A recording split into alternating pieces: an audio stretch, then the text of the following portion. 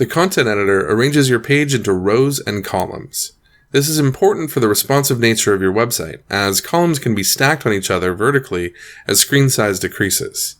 You can move rows by opening the row menu, then selecting up or down to move the row within the page. Click Add Row to add a new row. To vertically resize a row, move your mouse cursor between a row, then click and drag to resize the row.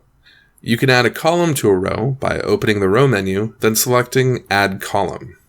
You can add up to 4 columns per row.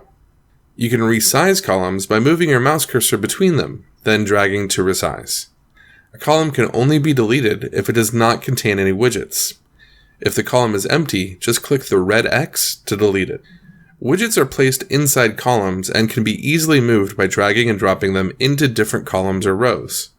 To edit a widget, click to open the content editor to see content options specific to the widget you are editing.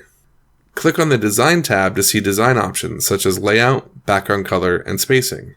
Rows and columns also have a design editor similar to widgets.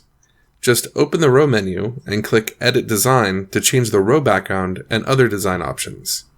Right-click on a widget to open the context menu, where you can select additional options such as copy-paste, alignment, or to hide the widget by device.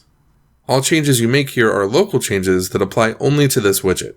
To change styles for multiple widgets at once, you'll want to edit the global design settings for your site. We'll cover this in the next lesson.